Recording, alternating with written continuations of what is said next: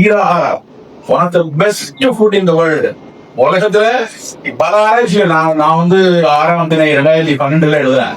12 எழுதும்போது ஒரு சாப்டர் வந்து ஈராகாரத்தை பத்தி எழுதலாம். அப்பெல்லாம் ஆர்கியூ பண்ணாங்க, ஈராகாரம் சொல்றாங்க ஏன்னா பழைய பொருளை போய் தண்ணியை ஊத்தி முந்தின நாள் சாப்பிட்டு தண்ணி ஊத்தி அதெல்லாம் என்ன சயின்டிபிக் எவிடன்ஸ் இருக்கு ஆகும்னால ஒரு 2-3 மாசத்துக்கு முன்னாடி ஸ்டான்லி மெடிக்கல் காலேஜ்ல பழைய சோறுக்குன்னு ஒரு கண்காட்சி நடத்தாங்க. 3 நாள் பழைய சோறு கண்காட்சி. ரொம்ப சந்தோஷமா இருந்துச்சு. 20 வருஷம் முன்னாடி நம்ம சொன்னோம், இன்னைக்கு ஒரு கண்காட்சியே ஒரு அரசு மருத்துவமனை நடத்தக்கூடிய அளவுக்கு அதில் ஆராய்ச்சி பண்ணி, ஏன்னா பழைய சோறுல முந்தின நாள் சாகல தண்ணி ஊத்தி வச்சு மறுநாள் காலையில் அதை கரைச்சா அதுல இருக்கக்கூடிய நுண்ணுயிரிகளை வேற எதுலையும் நம்மளால கொண்டு வர முடியாது. யூ கேனாட் ஏபிள் டு நீங்க வேற எங்கேயாவது போய் ட்ரை பேத்தோஜன்ஸை வாங்கி ட்ரை மைக்ரோப்ஸை வாங்கி கலந்து ப்ரோபயோட்டிக் பண்ணவே முடியல. ட்ரை நிறைய ப்ரோபயோட்டிக் கொண்டு வரணும்னு நினைக்கிறவங்க பழைய சோறுல இருக்கிற அதே இதை கொண்டு வர ட்ரை பண்றாங்க, முடியல. அவ்வளவு நல்லது செய்யக்கூடிய பாக்டீரியாஸ் அதுல இருக்கு.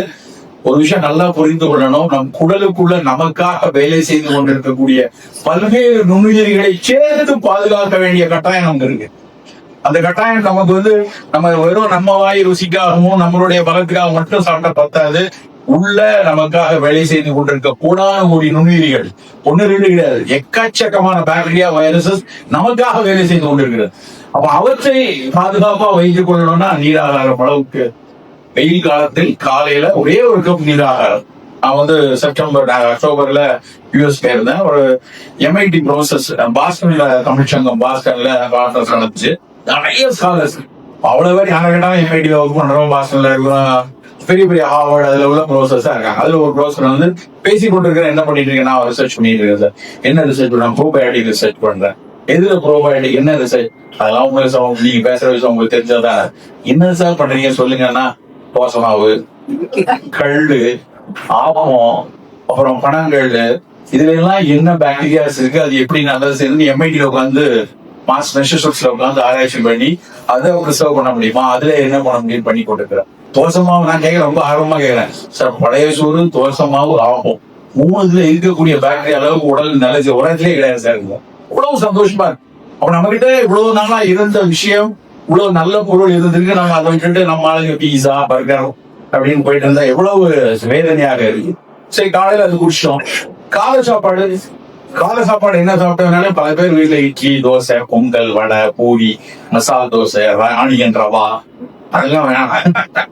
இனிமேல் காலை உணவு என்பது வந்து நம்ம வீட்டுல, அது குறிப்பா நம்ம வீட்டுல 30-40 இருக்காங்க அப்படின்னா, காலை உணவுங்கிறது ஹை ரிச் புரோட்டீன் இருக்கக்கூடிய உணவா நம்ம எடுப்போம். இதெல்லாம் வள்ளுவர் சொல்லியிருக்காரா, தேரன் சொல்லியிருக்காரா சொல்லல. ஆனால் அறிவியல் என்ன சொல்கிறதோ அதை ஏற்றுக்கொள்ளணும். மரபு அப்படின்னா மரபுக்கும் தொன்மத்துக்கும் ஒரு வித்தியாசம் இருக்கு. தொன்மம் அப்படியே இருக்கு, அந்த தொன்மத்தை நம்ம வந்து கேள்வி கேட்க முடியாது. அதை ஒரு பழக்கமாக நம்ம வைத்து அதை பாராட்டியோ சீராட்டியோ போரை அப்படியே கொண்டு போகலாம். ஆனா மரபு என்பது தன்னைத்தானே புதுப்பித்துக் கொண்டே இருக்கணும். என்ன இன்னைக்கு நவீனத்தில் சொல்றாங்க அப்படி சொல்லும்போது பார்த்தா, புரதச்சத்துள்ள உணவுகள் நிறைய இருக்கும். நம்ம சாப்பிட சாப்பாடு, அது இந்தியனோட ஃபுட், வெஜிடேரியன்ஸோட ஃபுட்ல புரோட்டீன் ரொம்ப ரொம்ப கம்மி.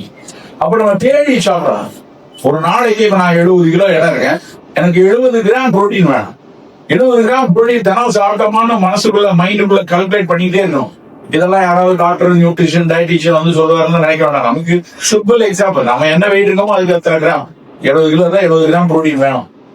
உங்களுக்கு ரீனல் டிசீஸ் இருக்கு, வேற ஏதாவது உங்க டாக்டர் வந்து புரோட்டீனை குறைய தான் குறைக்கணுமே விட, இல்லைன்னா அதே லெவல் வேணும். அப்ப அந்த லெவல் எப்படி எடுக்கிறது? நீங்க 4 இட்லி கொஞ்சம் சாம்பார்ல மிதக்க விட்டு அதுக்கப்புறம் கட்டி சட்னி எழுதி சாப்பிட்டாலும் கிடைக்காது. அப்போ நல்ல கொண்டக்கடலை, ஒரு வெள்ளை கொண்டக்கடலை ஒரு கப்பு நிறைய காலையில கொஞ்சம் வச்சுக்கலாம், கொஞ்சம் ராஜ்மா வச்சுக்கலாம். பன்னீர் வெஜிடேரியனா இருந்தா பன்னீர் சாப்பிடலாம். எக்கு சாப்பிட்றவங்க காலையில ஒரு 2 ஹோல்சம் புரோட்டீன் உள்ள எக் எடுத்துக்கொள்ளலாம். நிலக்கடலை கொஞ்சம் எடுக்கலாம், பாதாம் பருப்பு எடுத்துக்கொள்ளலாம்.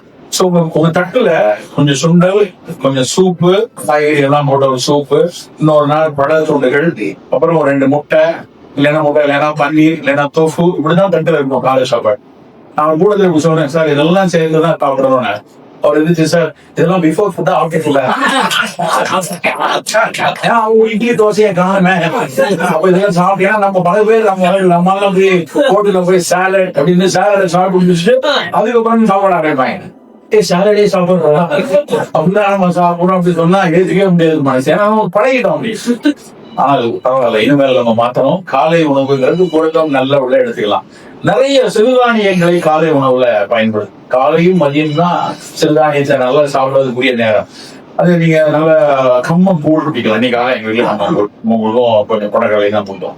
கம்மம் கூழ் எடுத்துக்கலாம். நல்ல திணை அரிசியில பொங்கல் சாப்பிடலாம். வரகரிசியில உப்புமா சாப்பிடலாம். ஏன் சார் சிறுதானியங்களும் கார்போஹைட்ரேட் தானே, அரிசியில இருக்காங்க சில பேர் பண்ணலாம். எஸ், அதுல கார்போஹைட்ரேட் தான் இருக்கு. ஆனா ஒரு சின்ன வித்தியாசம், இட்லியில தோசையில இருக்க அரிசியில இருக்க கார்போ வந்து வேகமா அப்சார்ப் ஆகும் உடம்புல. அதுல இருக்க குளுக்கோஸ் வந்து வேகமா அப்சார்ப் ஆகும். ஆனா சிறுதானியத்தில் இருக்கக்கூடிய ஸ்டார்ச் வந்து ரெசிஸ்டன்ட் ஸ்டார்ச், அது காம்பவுண்டர் அமைலோபெக்டின். நம்ம சாப்பிடுற சாப்பாட்டுல இருக்கக்கூடிய அமைலேஸ், இட்லியில இருக்க அமைலேஸ் வந்து வாயில போட்டோடனே உமிழ்நீர்ல இருக்க அமைலேஸே அதை பிரேக் பண்ணி, அமைலோஸ் அரிசியில இருக்கிறது, அமைலேஸ் உமிழ்நீர்ல இருக்கு, அது பிரேக் பண்ணி. ஆனா சிறுதானியத்துல இருக்கக்கூடிய ரெசிஸ்டன்ஸ் ஸ்டார்ச்சை லேஸ்ல பிரேக் பண்ண முடியாது. அது அப்படியே உள்ள போகணும். அது இறைப்பை தாண்டி குடல் தாண்டி போனதுக்கு அப்புறம் மெல்ல மெல்ல உடஞ்சு உடையும். அதுக்குள்ள அது திருவுடலை தாண்டியாச்சுன்னா அப்புறம் அப்சார்ப் ஆக குளுக்கோஸ் லெவல் வந்து குறைச்சு. அதுக்காக திரும்ப திரும்ப ரெசிஸ்டன்ஸ் ஸ்டார்ச் உள்ள ஃபுட் எடுங்க. நிச்சயமா என்னால சொல்ல முடியும், 250 பேர் இருக்கீங்கன்னா கண்ணை மூடி எழுதி எந்த டெஸ்டும் பார்க்காம சொல்ல முடியும் ஒரு 50 பேர் டயபெட்டிக், 75 பேர் டயபெட்டிக், மீதி இருக்க டயபெட்டிக் வந்துருமோ அப்படின்னு பயத்துல இருக்காங்க. அப்படிதான் இருக்கும். கண்டிப்பா நம்ம ஊர் அப்படிதான் இருக்கு. அப்போ வராம இருக்கணும் அப்படின்னா நம்ம அதிகம் எடுக்க வேண்டியது ரெசிஸ்டன்ஸ் ஸ்டார்ச். ரெசிஸ்டன்ஸ் ஸ்டார்ச் உள்ள உணவுகள் சிறுதானியம் தான். அது மட்டும் இல்ல, அந்த சிறுதானியத்துல வந்து குளுக்கோஸ் தாண்டி ரெசிஸ்டன்ஸ் தாண்டி நிறைய மைக்ரோ நியூட்ரியன்ட் இருக்கும். மேங்கனீஸ் இருக்கு, செலினியம் இருக்கு, கால்சியம் இருக்கு, அயன் இருக்கு. கம்பஞ்சோரையும் இட்லிக்குரிய அரிசி ரெண்டையும் கம்பேர் பண்ணி பாத்தீங்கன்னா அரிசியை விட 8 மடங்கு கம்புல வந்து இரும்பு சத்து. டேட்டா எடுத்து பார்த்தோம்னா இன்னைக்கும் 40% of Indian women are anaemic. ரொம்ப சாதாரண விஷயமா நமக்கு தெரியுது. அனிமியா தானே, ஒரு ஐநாளைக்கு கொடுத்தா கூடிய 40 to 50% ஆஃப் தமிழ் உமன் நாங்க எடுக்கிறோம். ஸ்கூல் சில்ட்ரன் 80 லட்சம் குழந்தைங்க இருக்காங்க, 45 லட்சம் பெண் குழந்தைங்க இருக்காங்க. 40% iron deficiency. Every menstruation 50 ml blood வந்து நம்ம லூஸ் பண்றோம். ஒருவேளை நமக்கு வந்து ஒரு பாட்டமே 9 தான் இருக்கு, 8 தான் இருக்குன்னா அந்த மென்ஸ்ட்ரல் டைம்ல இன்னும் கீழே போயிடும். அப்ப அதுல இருக்கக்கூடிய சோர்வு, அதுல இருக்க களைவு, இன்னைக்கு இருக்கிற காம்படிட்டிவ் வேர்ல்டுல ஒரு கிளாஸை கூட மிஸ் பண்ண முடியாத, ஒரு ட்ரைனிங்கை கூட மிஸ் பண்ண முடியாது, ரெஸ்ட் எடுக்க முடியாது அப்படிங்கிற ஒரு சூழல்ல இந்த அயன் லெவல் இஸ் டிப்பிங் அப்படின்னா அவங்களால கிராஸ் பண்றது குறையும். சோ அதனால கண்டிப்பா முக்கியமா பெண் குழந்தைகள் இருக்க வீட்டுல கம்மங்கூழ், கேழ்வரகு, கண்டிப்பா சிறுதானியங்களை அப்படி ஒரு உணவை எடுத்துக்கொள்ளலாம்.